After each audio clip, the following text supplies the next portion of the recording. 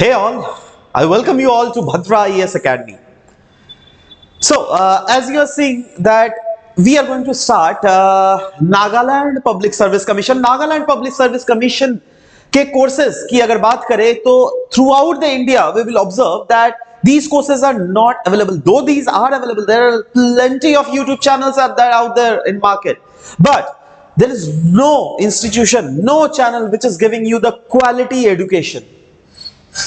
We at Bhadra IAS Academy has planned to make quality NPSC preparation available to you. For that matter, the bunch of the talented and the most eligible educators throughout the India have come together and they have planned to provide you all the courses for Nagaland Public Service Commission. But regarding the courses, of course, that is a matter of different other sessions will be for sure we'll be discussing about that in the later classes.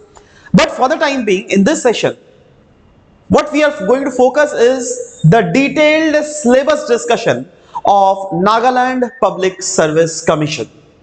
So hey guys, I am Shubhodip Das, and we are going to start the overall description of how this Nagaland Public Service Commission's syllabus is being determined. Because see, many of you I know personally who are already preparing for central level UPSC, and of course they are also preparing for NPSC. So let's continuing it together. If you will go to the Nagaland Public Service Commission's website, you will come across the fact that Nagaland Public Service Commission consists of 3 stages. The first stage being preliminary examination, the second stage being mains examination, and the third stage is being interview. Now remember, the preliminary exam consists of just one paper.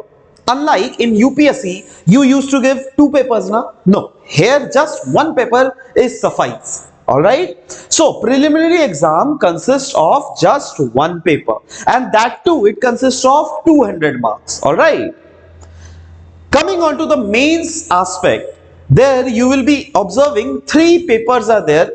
One is general essay, comprehension and grammar. The second paper is objective type, where it will be MCQ type, wherein normal history, geography, these type of questions will be coming. And the third one is paper 2, which will be of descriptive type. Right, so here we will be discussing that how this overall syllabus is being determined. Now we have, for your convenience purposes, we have drawn these stages, where these are the different stages. Right, the first stage being the preliminary stage, the second stage being mains stage, wherein you will be observing essay, GS1 which is objective type, and GS2 which is descriptive type, and the third part of it, if you are clearing this very level, if you are clearing this level, then you will jump to the interview level. And in interview level, if I talk about, then in interview level also we will be guiding you that how these things are being continued. Right, so let's start with the preliminary exam first. As I said, that preliminary exam consists of 200 marks, just one single paper is there, and for that the time taken is 3 hours. So let's divide the syllabus of this preliminary examination, how this syllabus is being demarcated. Now if you see the subjects that is covered, then yes, in the very first thing it is written general science, means the science part which you probably have read in your NCERT books, that is what is going to get asked. Right, not only this, they will be asking about the history, the basic history, where social, economic, political history aspect, and cultural of Nagaland, culture of India. Right, basic history of India. Right, Nagaland society, Nagaland culture, Nagaland heritage and its people. At the same time, they are also going to ask you about the geography, wherein the basic geography of India they will be asking for sure, but at the same time they will also be asking about Nagaland history. Right, so these are the areas which are clearly covered, right, which you can actually observe. Not only this, it also consists of these areas wherein Indian polity and economy is also there. Matlab, we will be covering the whole Indian polity, we will be covering the economy wala part as well. Indian national movement is there, wherein you will need to, read about that how the national movement has been carried forward, right? What about Indian National Congress? How did they form, right? Who are the moderates, right? So everything, each and everything about, the Indian national movement will also be covered.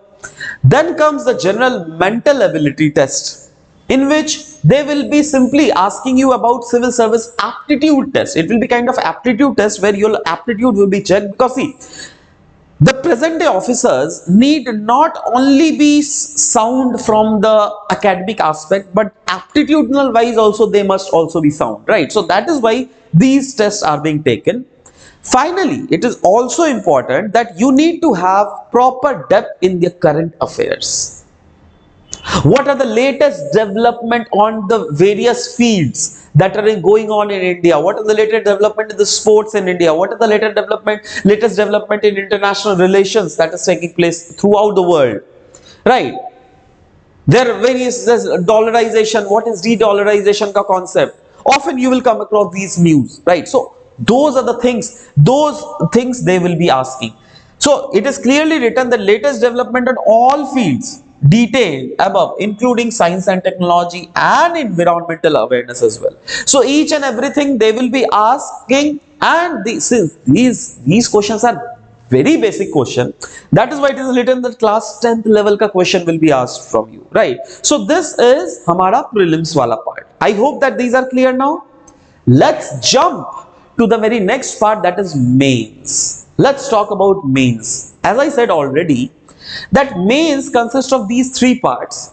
The first paper is essay, the second paper is GS1, which is objective type, and the third paper will be GS2, that is subjective type. So that is what being written. Now let's see the very part wherein they will be asking about general essay and comprehension and grammar wala part. So let's see what is there. See, as I said, that general essay, comprehension and grammar, this is the mains ka very first part, which consists of 200 marks, and the time allotted for you to appear for this test will be 3 hours, right? As I said, that this part consists of 3 aspects: essay, comprehension and grammar. Means here there will be 2 general essay questions from the following topics. That topic may be crisis management, that topic may be social problem analysis and solution, or it may relate to current events of national and international importance, or it may relate to current event relating to the state of Nagaland, right? So these things will be there in the very first essay part. But if I talk about comprehension, yes, you need to appear for comprehension wala part as well, which will consist of 80 marks, and the general grammar will consist of 20 marks. So these are the areas which will entail this essay wala part. But again, this is the part of paper 1. All right. Let's see the paper 2 wala part now. That is, in paper 2 we have GS1, wherein they will be asking you the objective questions from the normal GS, whether that be Indian history, Nagaland history, Indian geography, Nagaland geography, Indian polity, Nagaland polity, Indian economy, Nagaland economy. These are the areas that they are going to focus, right? So let's see the GS1 wala part. If I talk about, then yes, you have modern history of India and Indian culture. Right, see, these are the cut shots that have been taken from the Nagaland Public Service Commission's website. So these are the most authentic, syllabus cut shot, right? Then we need to see about the current events of national and international importance. We need to jump onto the statistical analysis, graphs, diagrams, as well as the basic and everyday science is also something that needs to be focused. Nagaland in all aspects, whether that be the history of Nagaland, whether that be the geography of Nagaland, whether that be polity of Nagaland, or anything for that matter, these things they are going to ask, right? So yeah, this is the syllabus that will be GS1. That is, this is paper 2. Remember, mains paper 2. Coming to next part, that is mains paper 3, that is GS2, which will be of descriptive type. What is the syllabus there? See, before discussing about this descriptive type question, let me tell you that what is the number of questions that will be coming. See, they are going to ask you many questions. The questions will range from small questions which consist of 2 marks to larger questions which consist of 20 marker question. Okay? So you need to be very ready, wherein it consists of Indian polity and public administration. It consists of Indian economy and geography. It consists of social problem and sensitive issues which include environmental problems as well, right? At the same time, Nagaland geography, society, culture and heritage. At the same time, administration in Nagaland. These are the areas which they are going to focus. Now, these are just the description of these things that has been written here. So it's as simple that yes, this is GS2, that is the descriptive type that they are going to ask. Now, if you have cleared prelims stage, then only you will be allowed to give the mains exam. If you have cleared your cutoff marks. Acha, in main exam, as I said that there are 3 papers. The first one is essay, the second one is GS1 and the third one is GS2, right?